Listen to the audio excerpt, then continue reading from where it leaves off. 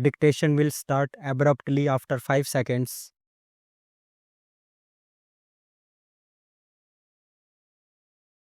Revenue has to go into a consolidated fund. That is the mandate of Article 266 of the Constitution. It has to either go into the Consolidated Fund of India or the Consolidated Fund of a state. It cannot go nowhere, and I am afraid the draft amendment circulated leaves this question unanswered. I can understand the problem that you faced. I think, to the best of my understanding, the problem was how to avoid double counting. But I think there was a more elegant way of dealing with the problem of double counting. I think the draft is clumsy. Maybe it cannot be rectified at this stage when we are in the final stages of debating the bill, but I would just add a word of caution that the drafting in this respect is rather clumsy. The second issue was, I think, an issue that could have resolved in 5 minutes. How can you, in a destination based tax, have a retrograde provision like some states being allowed to impose an additional 1%? What is the rationale of a GST? The rationale of a GST is that we must avoid multiplicity of taxes. We must avoid cascading of taxes, and we must be able to capture every taxable transaction. If you give to some states the power to impose an additional 1% tax, and in the bill that was circulated, it could have been imposed by more than one state as goods pass from one state to another. It would have led to multiplicity of tax rates.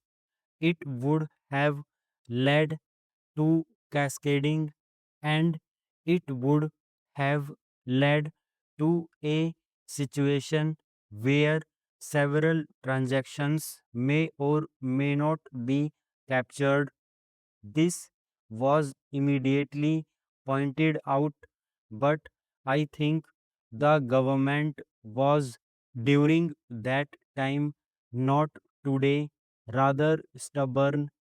The chief economic advisor of the government pointed out that this was a retrograde provision and this should be scrapped, and I am happy that this has been scrapped.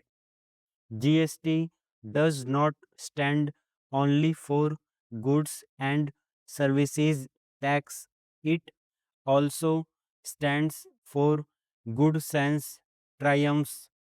Ultimately, for good sense triumphs, you have dropped the 1% tax, and I thank you for accepting our suggestion to drop the 1% tax. This would very well serve our purpose for GST as such. The second major issue is dispute resolution.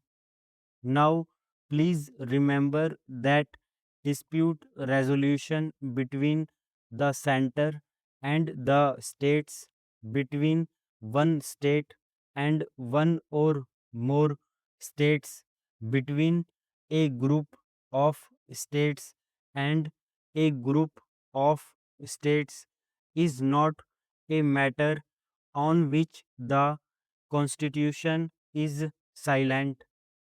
Whatever we do here, we must acknowledge the fact that the Constitution is not silent on dispute resolution between states. Article 131 speaks loud and clear. It provides for a machinery for dispute resolution.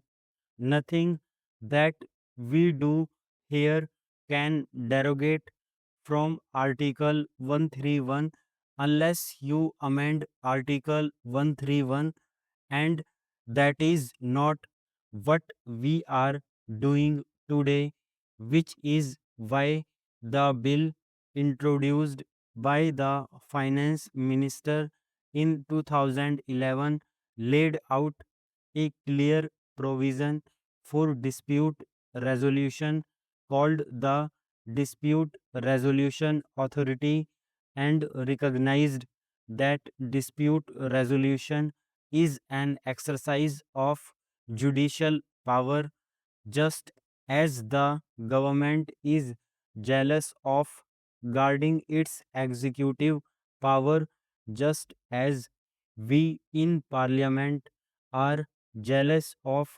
guarding our legislative power.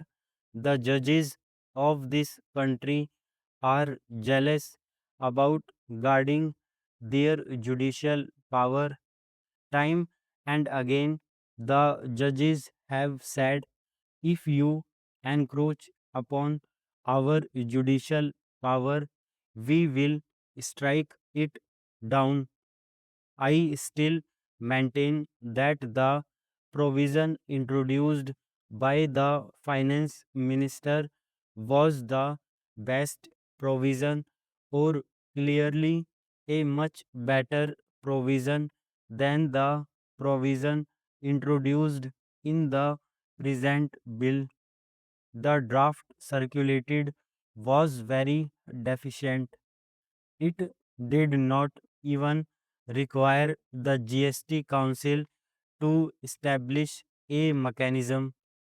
It says may lay down the modalities, and in discussions with us, and I believe discussions with other parties, it was pointed out to the government that this is hopelessly deficient.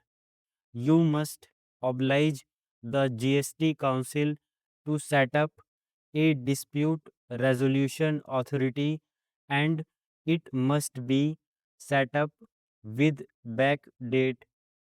A mechanism cannot be set up after the dispute arises. That is the difference between rule of law and rule by law.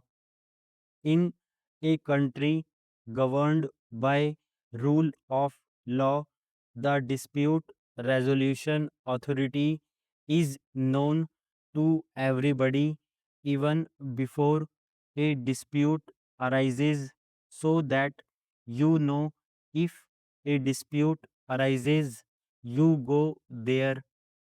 If you set up the machinery after the dispute, that is not rule of law. That is show me the person and I will show you the rule. I am glad that some strengthening has been done to this provision.